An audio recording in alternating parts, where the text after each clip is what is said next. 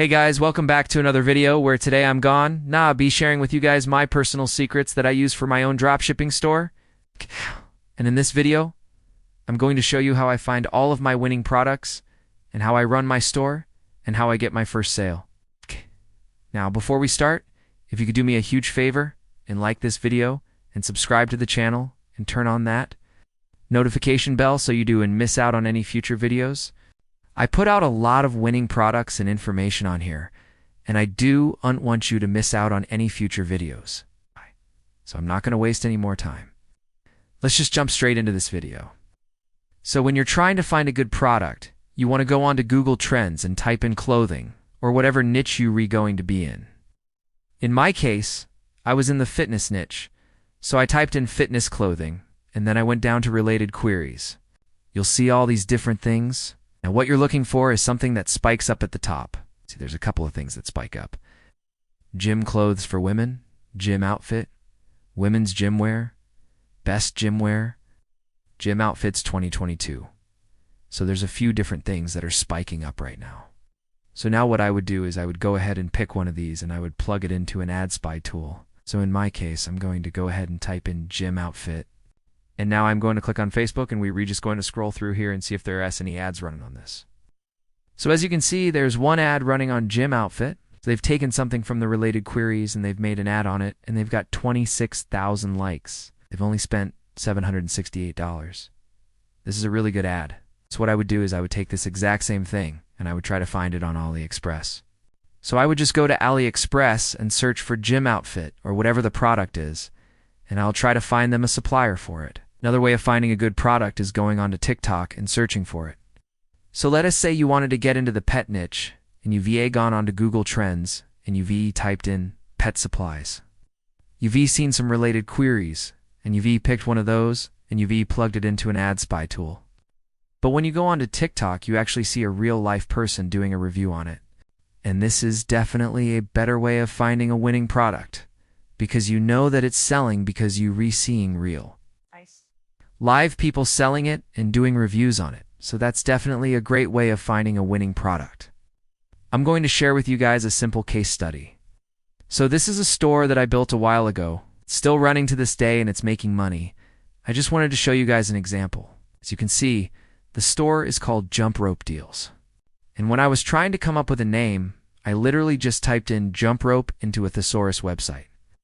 And as you can see, we've got a list of different words that mean the same thing as jump rope. We've got speed rope, skipping rope, so I've decided to call it Skip Rope Deals. Now the first thing I did was I ordered a domain. And if you're wondering how I make my domains look like this, it's because I actually have a Shopify plan. So I'm going to show you guys how you can get a free domain name. So let's say you sign up for the cheapest plan, which is $29 a month. You can see here that you get a free domain. So if you just select this option here, you can get a free domain name. If you do go for the $29 a month, you also get 3 months completely free. So you get 3 months completely free. So that's why I always recommend getting the cheapest plan possible, because you've be paying the same amount anyway. The next thing you need to do is connect your domain to your store. So you need to add the DNS details to your domain. So let's say you've bought a domain name from somewhere else and you want to add it to your store. You just head over to the domain registrar, where you've purchased your domain name from, and you copy the name servers. So let's just say it's these 4 name servers. You just paste them in here, and then you just hit save, and it will update within 24 hours. Now let's move on to picking a good product. So like I said earlier, I found my product on Google Trends. So I went to Google Trends and I typed in fitness equipment, and then I went to related queries and I found resistance bands, and I plugged it into an ad spy tool, and I saw that there were people running ads on it, and it had around 6,000 likes and 1,000 comments. So I knew that this product was selling. So I went to AliExpress and I found a supplier for it.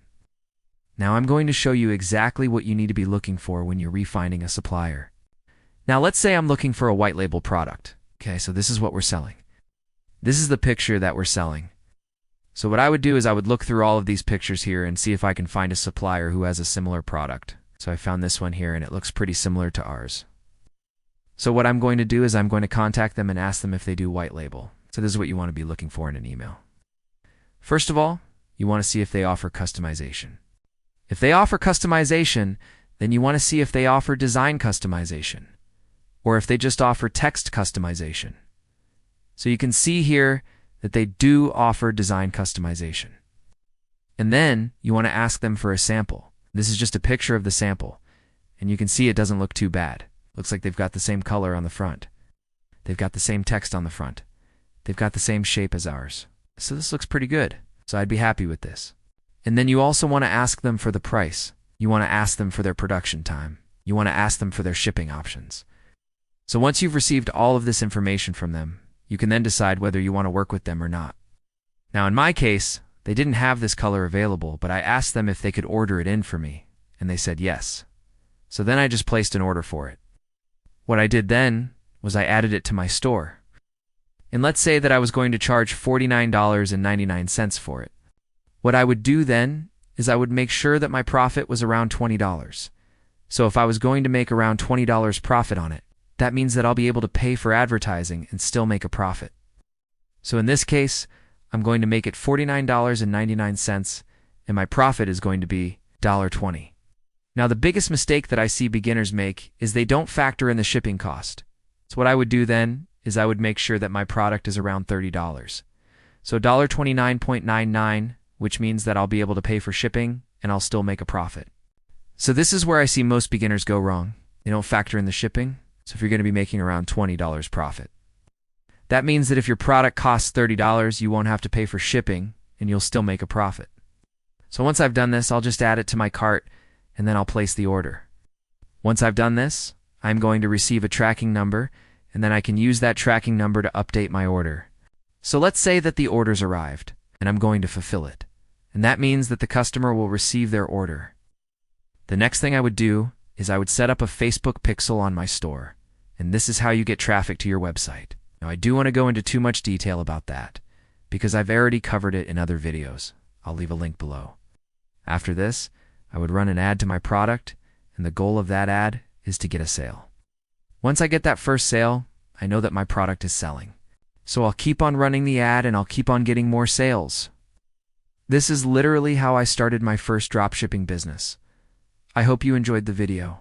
If you have any questions, please leave them in the comment section below. Thanks for watching, and see you in the next video.